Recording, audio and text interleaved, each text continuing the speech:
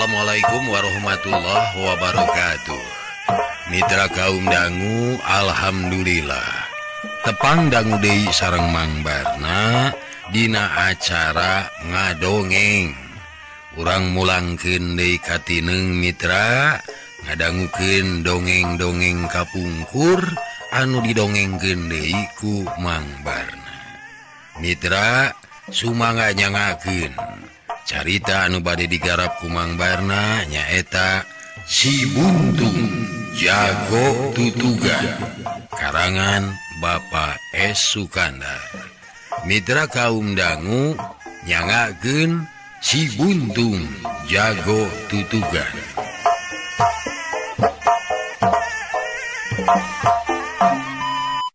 Sok kaparayun sadayana.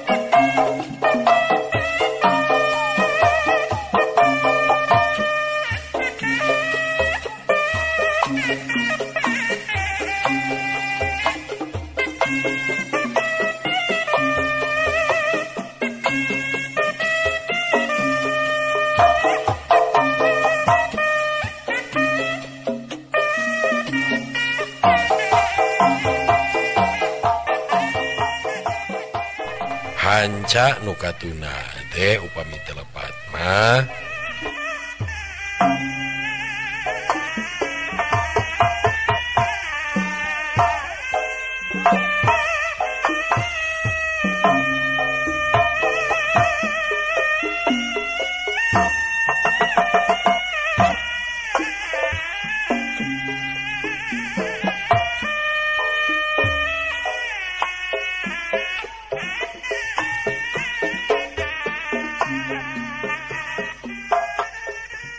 mitra kaum dangu hanca anu katuna teh Ani ngarasa bingung kamana nyapilosin.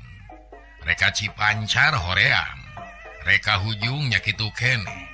Komo deui ayeuna bakal leuwih-leuwih matak nyatuanana kana hate mun kudu panggih jeung nyitar sia. Heg manehna mancokeun tungtung irungna kaluhur ngagunakeun gerakan mata angin. Tetela dibeh ditueun tegal teh kumanehna geus bisa dipapara yen aya anu keur galungan.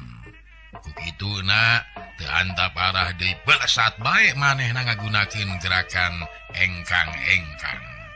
Malesat ngambah tegal nu kacida remetna kurungkun-rungkun saliara.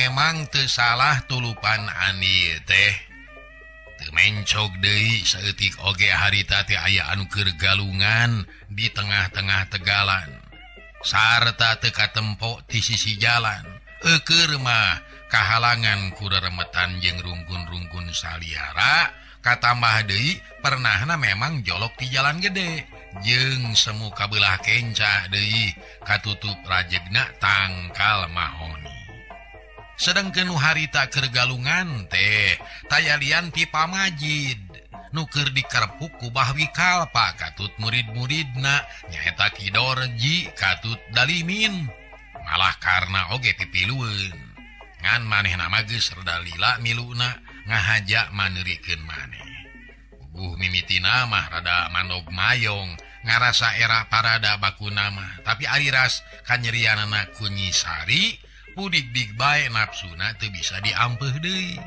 pokona mah kula wedetna gumilar teh kumanehna geus dianggap satru kabuyutan nu perlu dibasmi keur waktu tadi teh Bahwi Kalpa katut murid-muridna mentas ti salah saurang muridna keneh anu mangkuk di lemur wates heula teh sanggeusna ngalakon eleh mutlak ku Ani di lebah lemur Cisatea manehna teh datang ka Wanaraja ari gok teh kabeneran papangih jeung Ganjar salakina Nyi Sari meunang keterangan cenah wijana teh keur kapakidulan nganteur jaja lantaran rek manggihan nu jadi guruna nu ngaran Pamurtala malah cenah manehna oge isuk atawa pageto rek nyaba ka kontrak miramare rek nganyang ka kolotna nanyakeun Pamajid cenah kakara dieu pisan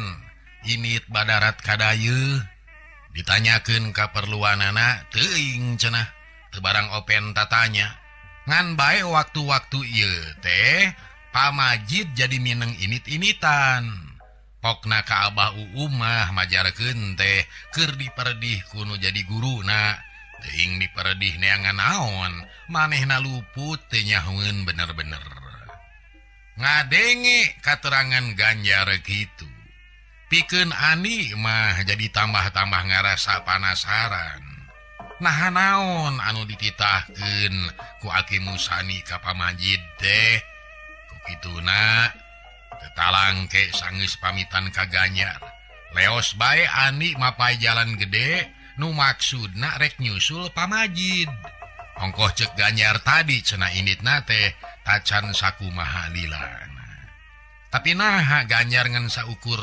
ngabohong nyebutkeun Pamajid inditna tacan lila teh atawana memang Pamajid anu gancang teuing leumpangna lantaran sakitu Ani leumpangna ngagedig teu beda tinu rusuh sieun katinggalin kereta api geus nepi ka sadang teh Pamajid tacan katemong rentang-rentang tapi Ani terus ngagedig maju ngulon manehna ukur ngalieu heula ka kenca ka jalan jajahan anu brasna ka Tajur Sela kawasna bae ingeteun ka lemurna Dalimin nu cenah mah manehna teh urang Tajur Sela tapi barang deuk ngadeuketan ka belah Jawa Ani ngadadak ngaraneg leumpangna persis di nu tempat nusuni jauh kaditu ka dieu manehna mireungeuh aya jalma nyerebet mentas jalan kabelah katuhu ngarasa kagetna teh lantaran manehna teu kapalingan sanajan bener rada anggang keneh tetela karena geus moal salah deui ku kituna tanpa mikir anu leuwih panjang belesat bae Ani ngagunakeun gerakan engkang-engkang sarta sakicep oge geus nepi ka lebah karna tadi tapi tetela di dinya teh eueuh naon-naon katuheun jalan teh ukur tegal sarta rungkun-rungkun saliara teu sirikna ngagigidig ret kana taneuh tegal tetela lidig bangun anu kakara pisan ditincak ku jelema komo mun mireungeuh rungkun-rungkun teh loba anu rarbah sarta baru digbusi timbul weh kacurigaan bisi aya naon-naon ongkoh eta kumireungeuh karena tadi mentas jalana teh palebah dinya pisan Tapi naha bukti mah mikir kadinya ngagentak manehna nyabut haur konengna hek ditancebkeun kana taneuh sarta terus didengekeun ngagunakeun pangabisana nu disebut gerakan ceuli lentah. Lain deui manehna ngaranyugna lantaran sidik ku manehna kadenge blag-blug sarta gebligna dampal-dampal suku kawasna bae aya anu keur galungan. Memang bener mun keur waktu ka tukang-tukang mah manehna teh lain di nyongsrongna pikeun nepungkeun ka tineung ngantengkeun tatali asih jeung nyitar sia sok sanajan kitu peta teh sanyana mah ngan saukur pikeun ngubaran hatena nyitar sia supaya bisa lipur tina kanyanyerianan. Tapi ayeuna kumanehna kakara kapikir sanggeusna tepung deui jeung karna kapan nyitar sia teh masih keneh boga salaki nyaeta karna sifatna. Ku kituna aya pikir deuk ka Tambak Baya nyampeurkeun Aki Musani. Tapi ras deui inget kapan kakara oge cikene. Deuk ka Tangulun ngadatangan ka Pamardaka. Ngarasa hoream deui ari ras ku jauhna antuk naras inget ka Wijana nu mangkuk di Cicapar. Joro-joy bae aya karepna rek didatangan. Keur mage sono hayang papangi katurug-turug ngarasa perlu deui pikeun ngabejaan ka Wijana. Yan karna teh ayeuna mah terus babarengan jeung Mbah Wikal, Pak. Atuh jabat tidinya bari jeung deuk nepungan Pamajid. Ngarasa panasaran lantaran ti heula teh Pamajid kungsi diperipati tur tagawe ku Aki Musani. Pikeun manehanana mah kacida poekeunana. Nah aya naon saanyana Aki Musani ka Pamajid teh? Mikir kadinya ani teu panjang deui mikir. Jidik bae manehna muru jalan torobosan nu maksudna rek ka Cicapar. Kalawan make jalan Tanjung Pura. Di Tanjung Pura terus mapai jalan rondaan anu brasna ka jalan sepur. Tidinya terus ngingkig ngetan mapai jalan rel nu maksudna terek ka Wanaraja. Terus we aprak-aprakan nepungan murid-muridna nu geus bacacar aya di salemur-salemurna. Saperti harita sajigna ninggalkeun lemur wates. Palebah belah Jawa pisan, sasatna jauh ka ditu ka dieu. Anagok teh pasangrok jeung Pamajid nu keur maluruh mursan. Memang boh Mbah Wikal, Pak.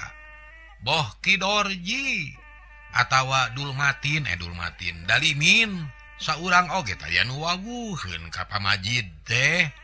Tapi karna mapugu geus leuwih ti wawu.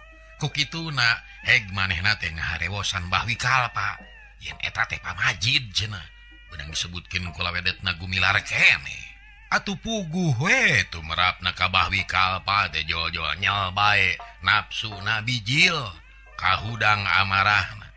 Lantaran lain deui ngarasa ceuceubna ka Gumilar teh dumegeus kungsi ngelehkeun ka manehanana. Ku kituna Ganta parah deui gapruk bae Pamajid di Tarajang. Atuh Pamajid nya saeutik oge teu ngarasa kaget lantaran manehna geus menang beja ti Gumilar. Yen ti heula cenah geus kungsi patelak jeung anu ngaran Wikal, Pak. Nu cenah mah guruna Pak Barja nyaeta musuhna baheula. Malah karena oge ayeuna ngomplot jeung Mbah Wikal, Pak, nu moal boa pada ngabogaan maksud nu pada aya niatna anu goreng. Bubuh jalanna geus natrat kapan kajajah oge karena teh kungsi Naraja ngajorag ka Cicapar. Tapi tetela Pamajid teh lain pitandingeun Mbah Wikal, Pak. Lantaran sarua we jeung waktu ngalawanan ka Gumilar. Mbah Wikal, Pak, teh ampir-ampiran kateter. Kukituna terus bae Pamajid dikarepuk ku tiluan. Mimitina mah galunganana teh di dinya we di sisi jalan. Lila-lila nyedek ka tengah tegalan katuhun jalan. Nu saterusna maju nengah lantaran Pamajid ayeuna mah jadi kapaksa kudu terus-terusan mundur sarta disedekeun ka tengah tegalan. Dikarapuk ketiluan nu kabuktian tingkat pangabisana lain hanap-hanap. nyara dari oge yang harupanana kata mah deui lila mah karna oge milu ngabantuan lantaran geus sidik ayeuna mah pamajid teh moal aya kamenangan tanagana geus temong mimiti leuseuh manehna nu harita aya di pentaseun jalan belah kenca ngagentak ngablesat mentas pikeun mere bantuan ka Bahwi Kalpa nutu merapna ka pamajid jadi asa beuki ripuh atuh nu antukna manehna kasedekeun ka tengah tegalan. Ya, urang recah me badot teh Dorji euy. Bahwi Kalpa nyarita ka Ki Dorji. Manehna nyebut teh me badot ka pamajid teh dumeh pamajid teh jangotan sarta nu kaayaanana geus camut-mut bodas. Alah, paling ge bangus andi ka di trek ku kaula Wi Kalpa. Ulasina benggung kitu tah. Cek pamajid ngahualkeun bari panon mah lain deui cingceungna. Nyang hareupan lawan saopat-opat teh lain deui beratna. Pang-pang nama Bahwi Kalpa jeung Mang Barna nu ngagelutkeunana. Ih, cager. Maksad teh pang-pang nama Bahwi Kalpa jeung Karna sanes Barna. Nu kudu bener-bener teh nyang hareupanana. Waduh, dipek-pek sia huluna ku aing. Mitra kaum dangu, Bahwi Kalpa sakilat nyebrutkeun jurusna. Amarahna kalah ka beuki muda disebutkeun dek dipek-pek irungna teh. Ngarasa teh ngeulanya. Sarua bae deuleu kaula oge sangeuk dipayokan ku Andika. Pamajid ngagentak ngawangun gerakan jurus gelap ngampar.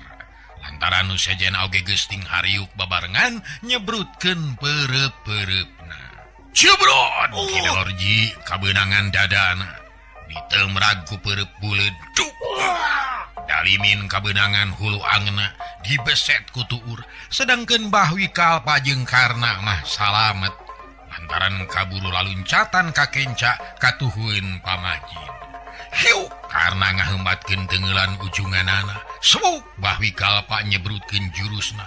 Hiu duk tengelan ujunganana beunang ditakis ku leungeun kenca lep bae pamajid ngalalepkeun badana badi langsung ngacorelat ka kencaeun Karna bari nejekeun dampal suku kencana. Karna ngagro lantaran iga burungna kabentar dampal suku sarta langsung ngabangkieung ka gigir. Gila Pamajid malik ngenca nyebrutkeun peureup katuhuna ka hareup dibarengan ku nyebrutna peureup kencana ka gigir. Akibatna hebat oge. Mun Karna ngagerung lantaran careham kencana beunang didagor ku peureup katuhu pamajid, sedengkeun Bahwi Kalpa mah ngagoak lantaran peureupna bantrok jeung peureup kenca. Mangka-mangka kulit ramona kakara cager tapi ari ditimpah deui didagor mah teu burung we karasanya nyautan nimulkeun ka nyeri anu pohar. Geus kitu corelat pamajid ka palebah Dorji nu harita keur ngajurung gunung rek nangtung. Teu anta parah deui jekuk bae ditajong ke kemplongna. Ki Dorji ngagerung deui rasa nyeri dina dadana oge tacan leungit bener. Ayeuna geus ditimpah deui dihanca ke kemplong. Atuh teu ngalobakeun pamola bru bae manehna nyangigir nu saterusna ngageblak nangkarak bari panona duanana buburi lengan ka luhur. Hiu karasa dihanap aya angin ngoyagkeun kana calanana. Pamajid ngagentak luncat ka luhur lantaran ku manehna geus kajudi tangtu aya nu boga gawe ngadodoho. Bener bae ari breh teh katempo dalimin dina kaayaan posisi ngadepong semu nyungkruk ari lantaran pangadekna poos. Suku nurek dibajeg sakilat leungit tina sasaran lantaran kaburu ngabelesat ka luhur. Dampal suku pamajid dina gejerigna deui ka hanap teh manerepisan kana punuk dalimin. Dalimin nepi ka nyungkruk nyaan ayeuna mah. Satuluyna manehna ngadepong teu cengkat-cengkat lantaran terus kapaehan bari nongeng kawas bolon anu keur ngalakasir. Hiu karasa sameran angin ting hariuk ti dua jurusan. Giler panon pamajid hirup kabireungeuh Bahwi Kalpa jeung Karna geus ngahareumatkeun bedogna bedog anyar deui lantaran nu ti heula makapan geus parotong teu talangke sat. Pamajid oge mesat bedogna ngabarengan badana ngagentak ngareuneuh bari ngangsrodkeun suku kencana ka hareup. Trang! Bedogna bahwi kalpa nu jolna ti belah katuhu teh beunang ditakis ku bedogna. Corelat deui suku katuhu Pamajid maju ka hareup pikeun nyingkahan bedog karna nu jolna ti belah kenca. Pos! Bedog karna ngan ukur ngahanca tapak. Hiuk bedogna Pamajid disabetkeun ka tukang ngabarengan suku katuhuna bari ditarik deui ka tukang. Tang! Bedog karna beunang dihanca. Kulapi! Pamajid ngarobah gerakan bedogna rek dipake ngarojok badan karna sedangkeun Pamajid nuturkeun nyerong ngatuhu sajalan jeung gerakan bedogna. Sog suku katuhuna maju ka hareup deui sedangkeun perut kencana ngadius ngahanca careham bahwi kalpa nu kaayaan badana keur ngadayagdag. Cerot! Perut kencana teu mis tina sasaran. Tapi ari gerakan bedogna mah poos lantaran karna ngagentak ngajaul ka tukang ngagunakeun gerakan jeler kasaatan. Bahwi kalpa we nu naas teh careham kencana asa nyengsol. Ulah ngejat karena singel aku tangtungan dulu. Pamajid nyorowok ngarasa cuak kabina-bina mana horeng karna teh ngabogaan tekad gini pikir belang baya. Tegableg pisan rasa rumasa. Sakitu pihak gumilar loba ngelehanana teh. Tapi ari tekad karna mah tetep we ngadengdem hate anu sakitu goreng. Ulah kalaka ngahuntu Pamajid. Gera ragap angur mah diri kaula. Ongkoh tiba heula oge kaula mah teu tunduk talu ka adika teh teu. Karna kalah ngebrehkeun lelewa nu bener-bener Pikachu alinaker. Gitu gayang Andika teh karena hade tarima ku Andika ye. Pamajid ngabelesat luncat ka palebah karna. Sedang bedogna geus nagen hareupeun dadana. Tapi karena ngagentak nyingcet ka palebah Ki Dorji. Terus nguliwed ka tukangeunana. Pamajid bakating ku geus teu kuat nahan amarahna. Dumeh pangrasana dicoogado ku budak satepat. Manehna ngagentak bari nyusu tepus kuluncat anu teu kira-kira hebatna. Badana ngalayang ngaliwatan badana Ki Dorji. Sarta sama sakali kumanehna teu katiten yen Ki Dorji teh geus eling tina kapaehanana. Harita barang karasa Pamajid ngalayang luhureunana ngagentak Ki Dorji ngajurung kunung. Bari ngahiukeun peurutna kaluhur dina gerakan ajul gedang. Puguh we, lol badan Pamajid ari bak bae peurutna ngahanca ka kemplong. Untungna teh lain ku bedog lantaran bedogna Ki Dorji tadi oge geus paceng. Aduh. Pamajid ngagero bari ngarasa eungap nu lain di kieuna. Sarta teu anta parah deui gebut bae manehna ti susu teu jauh ti Ki Dorji. Hiji kasempetan pikeun karna dalah pikeun bahwi kalpa oge nu harita geus siap deui bari teu lepot tina bedogna. Ya modal ayeuna mah Majid. Bahwi kalpa pinuh ku kabunga bari bedogna ngahiuk babarengan jeung bedogna karna.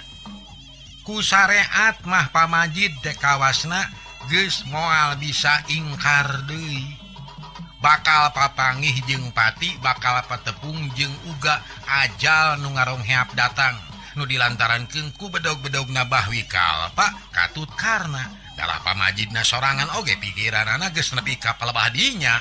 Ayeuna yeuh mangsana pinanggih jeung bobor karahayuan ngababatang di pakalangan. Tapi eta kabeh ngan saukur mangrupa kira-kira anu disaluyukeun jeung syariat lahiriah. Padahal ari hakikina mah kacida papalingpangna.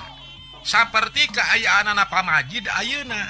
Memang manehna teh canitih wanci nincak mangsa nu geus digariskeun ti ajalina. Buktina meh bareng jeung tingkolebatna bedog-bedog bahwi kalpa katut karna nu rek ngacak-ngacak tongong Pamajid. Sakilat aya nu ngolebat nyampeuk teu beda ti kalangkang tanpa jirim. Nyaho-nyaho terang. Bahwi kalpa jeung karena ujug-ujug pating koceak sarta teu anta parah deui belenyang bae atuh duanana lalumpatan muru ka jalan gede.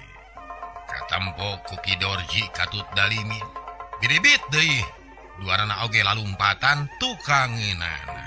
Mitra kaum dangu mana horeng Ani dina ngarongheapna kadinya persis pisan dina waktu kaayaan Pamajid anu sasatna keur nunggu-nunggu dawuh. Atuh karena sanggeus nangahanca bedog-bedog Bahwi kalpa katut karena ku haur konengna terus deui ngahanca kana masing-masing badana nu akibatna Bahwi kalpa jeung karna tingkaro ceak sarta terus bae lalumpatan lantaran duanana oge geus teu untupan deui pikeun neruskeun patelakna. Sakedap mitra jingan jang operator tah AC-na lah mohon ya capek lah ngagelutkeun teh haranya Ani jang Ani nuhun jalu. Pamajid ngagentak hudang gabrug bae ngagabrug ka Ani bari cipanona ngadadak merebei kasurung ku kabunga sarta katumarimaanana. Sami-sami Aki si karena nyucut naker kalakuan teh nya. Ani males ngarangkul ka Pamajid. Teu sangka ari pitulung pangeran jeung Ani teh kabeneran meureun ngulam berengkal badieu. Teh yaktos mah ngahaja nyusul Aki Ki. Abi teh tadi mah bade ka Cicapar namun di Wanaraja papenak sareng Ganyar. Saurna Aki nuju ka dayeuhkeun. Rasa ku abi teh disusul. Karesan pali ditu ninggal tegalan meuni ledug. Ngarasa panasaran abdi teh terasa di bujang ka dieu. Kitu teh Aki. Lah, kabeneran jalu. Dikaresakeun ku pangeran hidup make panggih jeung Jang Ganyar. Aya keperluan penting gitu ka Aki teh atawa aya di waranganana Pak Guru. Akarep abdi we Ki hoyong papenak sareng Aki. Dupi Aki bade angkat ka mana atuh ieu teh? Anu saleresna kapan keur nyaosan ka palaina Pak Guru ieu teh jangan di. Sarta saterusna derek-dek bae ku Pamajid teh didongengkeun yen manehna teh keur diperdih ku Aki Musani pikeun maluruh putrana nu ngaran Mursan. Sugan we cenah aya kene. Ai Gutan. Nah kinten kitana aya keneh kitu Aki. Ani ngariuk kaget mana horeng Aki Musani teh geuning aya keneh anakna nu majarkeun nu ngeuris teh cenah. Sesuganan we jangan nih. Hari dipastikeun mah henteu duka aya keneh duka geus tilar dunya. Tapi mun kapareng papanggih teh pikeun Aki mah moal poho. Sumun-sumun nya mugi-mugi we atuh sing tiasa kependak janten ayeuna teh Aki bade teras ka dayeuh. Nya. Yap atuh urang bareng we baturan Aki sakalian. Mangga Aki, ongko da di lompok oge kesel abdi teh. Mitra Ani saterusna ngabarengan Pamajid. Lalempang ngareneng bari tepetot-petot ngobrol sapanjang jalan. Lolobana mah ngobrolkeun kaayaanana Mursan. Nu cenah ngaleungitna teh beunang disebutkeun keur mangsa jajaka keneh. Mun bener ayeuna aya keneh taksiran pi umeureunana teh moal jauh ti Gumilar. Ngan hanyaka dina nyaritakeun kaayaanana Mursan teh teu nepi ka bubuk leutikna pisan. Jadi pikeun Ani mah teu bisa maparah kumaha pirupaeunana Mursan teh. Ngan cenah mirip-mirip Aki Musani zaman keur ngora. Ari Ani kapan nyahona ka Aki Musani teh ayeuna dina kaayaan anu geus kacida kolotna. Sama sakali teu bisa dipaparah kaayaan rupana Aki Musani baheula sateu acana dimangsa ku kakolotan.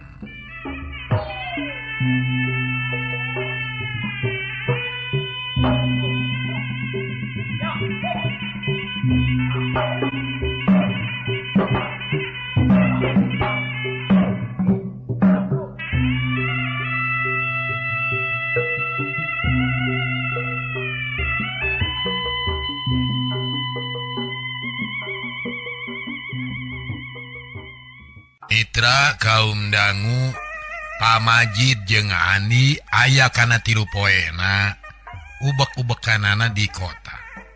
dibelaan monok moek di kawawuhanana gumilar nyaeta salah saurang langgananana anu sok pesen areng tapi nyaeta mursan teh lebeng teu kapangih kalangkang acan guneangan jelema anu teu puguh raratanana ieu mah sasat nangan ukur di tempoan sugan we di antara jelema-jelema anu pagaliwota teh di antara na aya mursan nuku maranehanana keur dipaluruh ongkoh ari pikeun ani mah puguh poekeun aker lantaran tacannya ho kumaha rupana kaopat poena bring neruskeun lumakuna kaleles kuncung-kuncung nu diburu teh ka pasar lantaran didinya sasatna panonoban jalma ti mana meni yen narangtung deket lawang pisan pikeun ngawaskeun ular liwat kaluar asup ka jero pasar geus beurang kakara baralik ka Cipancar pamajid teh dibawa ngenong di imahna Ki Sahudi isukna bring deui init kaleles rek ngalakukeun saperti nakamarina deui ngajejentul hareupeun pasar bari ani mah teu weleh urut reret paur papangih jeung Jang Husen katut pacalang-pacalangna pokona mah mun kabeneran temong rek gancang disingkahan supaya ulah kajadian ribut dageus tangtu boh Jang Husen boh Pajagra atawa Ki Badra katut Ki Jalal piraku teu ngabogaan hate panasaran ngan alusna nu dipika paur teh kabeneranana teh teu panggih kawasna bae keur teu paruruneun kaluar ti imah kitu panyangkana ani padahal anu saenyana mah Jang Husen teh mangsa-mangsa ieu geus eueuh ti leles manehna nuturkeun Pajagra ka ngontong Nagara Tengah mongko deui ayeuna mah teu pati diopenan teuing kudu jadi bapana kituna teh saprak pepegatan jeung Nyi Euis ayeuna mah nu aya di imahna Pak Haji Qodir teh ngan ukur Ki Jalal we saurang bubuhan kacang-cang ku gawe atuh Jang Husena sok rajieun kakelemetan datang kaleles biasana ti peuting nyampeurkeun inungna bongo tinu jadi bapa perluna ngan rek menta duit sarta dina unggal-unggal datang oge kumaha haji teh tara ieu dipogogan ku kitu teh mah ngaran inung ka anak kanyaahna teh sudah sok sanajan kabuktian nu jadi anak teh hirupna basangkal sarta bedegong tara nurut kana papatah nu jadi kolot matak aya alusna pikeun ani mah sajeroni ngulampreng di leles teh salamet teu ngalakonan ribut bosen di leles biur kakadungora ngadon monok moek di Madtasi di dieu meunang meureun 4 poe mah geus karuhan teu ngadatangkeun hasil mah bring bae baralik deui ka Cipancar sarta isukna terus arinit ka Tambak Baya pikeun nepungan Aki Musani bebeja heula bisi arep-arepeun yen maluruh mursan teh tacan diparengkeun hasil King bae atuh Ki Ajid geus taya dikieuna meureun budak teh atuh upama teh mah aya keneh meureun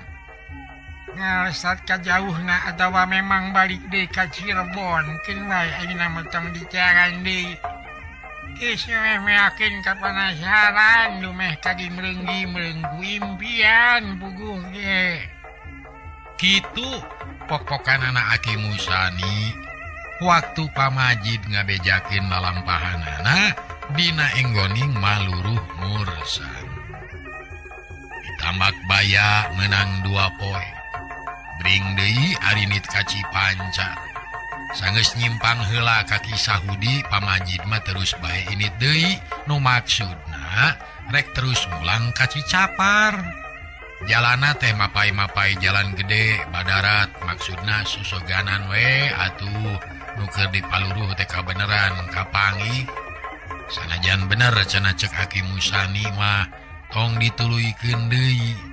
Tapi ieu mah samian wae bari balik aya salahna mun nempoan nu diteangan. Nepi ka warung peuteuy nyimpang heula ka warung sisi jalan.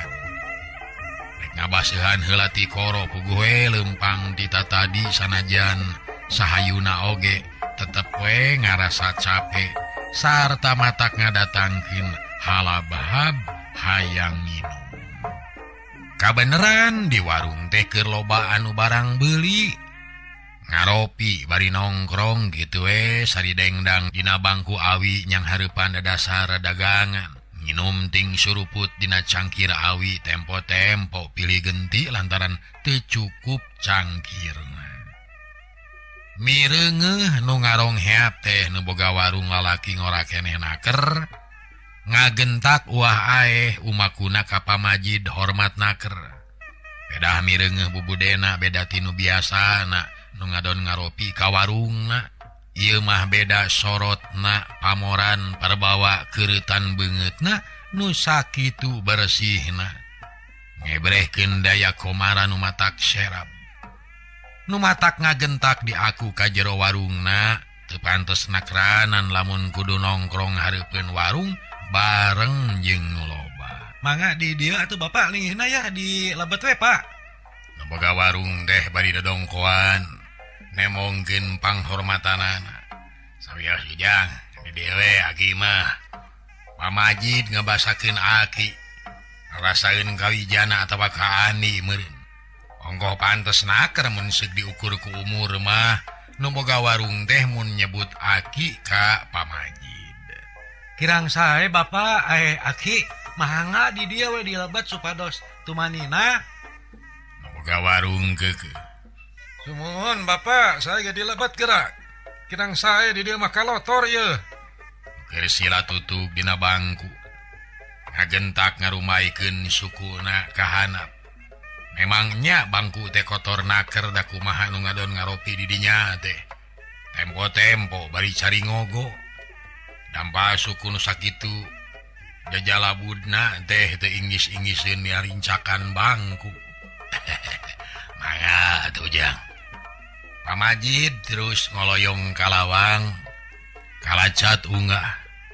Sedengkeun pamajikan nu boga warung ngagentak ngamparkeun samak salancar.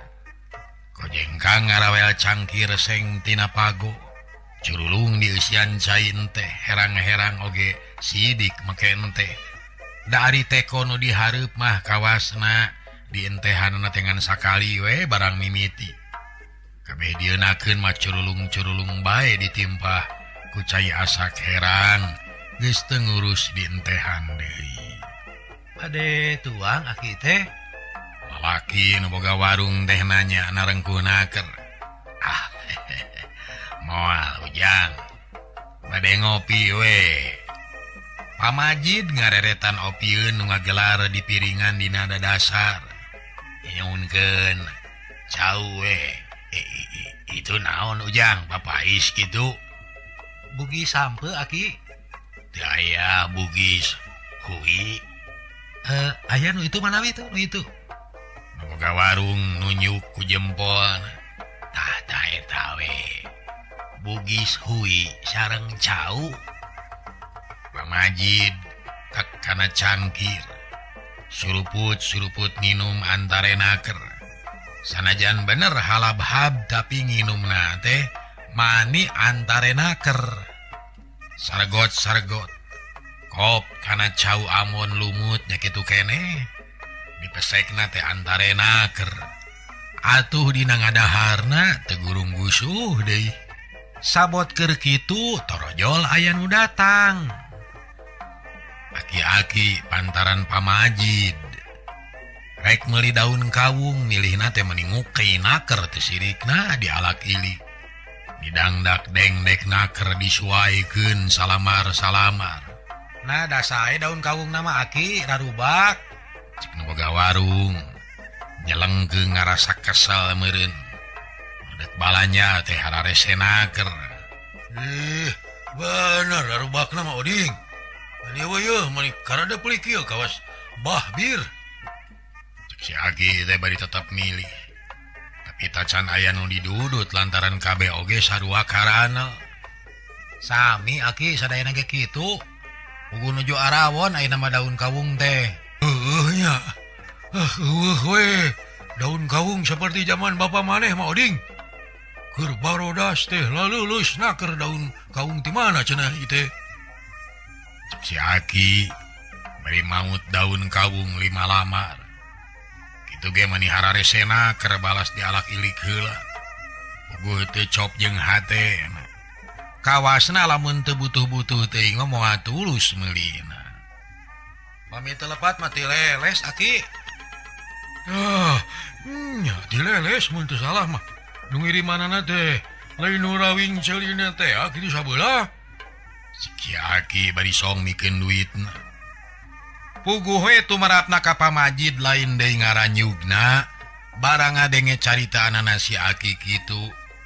Ras bae inget kamursan. Kapan daun ceulina teh rawing sabeula. Urut dicakar menyot monyet. Itu ngagentak bae si aki-aki teh nu ngaranna mah Aki Ehon ku pamajid teh dicalukan sina asup ka jero. Sanes Bapak kuningan kitu ka jalmi anu rawing cepilna sabelah teh leres urang leles. Pamajid jojol geplak bae nanyakeunana diceplak pahangkeun. Jarang leres mah henteu nun. Mung leres dilelesna mah margi kapungkur teh sok nganturan daun kawung ka ieu jenatna kieu mah ieu bapana kieu Oding. Aki Ehon ngareret ka Oding. Uninga kitu bumina Bapak. Soan ginten kinana aya keneh kitu ayeuna. Pamajid nanya deui sedang hatena geus mimiti deg-degan. Lir anu tutunggulan. Duka atuh nun. Duka aya keneh, duka tos teu aya da geuning. Dugi ka ayeuna teh teu aya deui ngintunan. Da geuning dugi ka ayeuna teh teu aya deui ngintunan daun kawung. Atuh bumina rapat nun teu terang. Margi tabangna ge mung di dieu we salibat-salibat. Duka aya ya ki Oding. Margi kapan manehanana teh ngadongkapanana oge ka dieu ya ka warung. Sami we abdi kitu terang. Ongko harita teh abdi teu kenehna keur mung nu emu teh laras cepilna rawing sabeula. Oding namalang mairan. Aduh pi jenenganana uninga gitu. Lepat nun teu terang. Aki Ehon memang bener teu nyahoun. Mohon abdi oge teu terang. Lah upami aya keneh pun bapa mah tangtos tiasa masihan katerangan. Sanes nah aya perkawis naon kitu. Oding terus nanyakeun lantaran manehna lain deui ngarasa kagetna naon maksudna jeung urang mana ieu jelema teh. Tapi ari jawabna mah ti jalan anu kaleles. Sumuhun Aki moal lepat deui. Mung na eta teu terang ti mana-manana kitu tah. Nu uningan teh mung pun bapa. Mung ayeuna anjeunna tos teu aya. Pak Mad gitu jenengan tuang rama teh. Pamajid ngayakinkeun lantaran tadi kadenge pok-pokanana Aki Ehon nyebut-nyebut ngaran Emad. Punten we manawi aya deui cirina eta jalmi teh ujang. Nu dimaksad teh kitu angwanana atapi naonana we anu sakinten tiasa didamel ciri. Teu aya. Naon atunya? Aya kita anjeunna teh sok nganggo lelepen perak. Kanona teh kuning. Cager. Para mitra hanya ka bujang Neng Nong. Urang dugikeun ka dieu heula wae dinten ayeuna. Nuhun kana perhatosanana hapunten samudaya kalepatan. Insyaallah enjing urang teraskeun deui. Atur nuhun. Billahi taufik wal hidayah. Wassalamualaikum warahmatullahi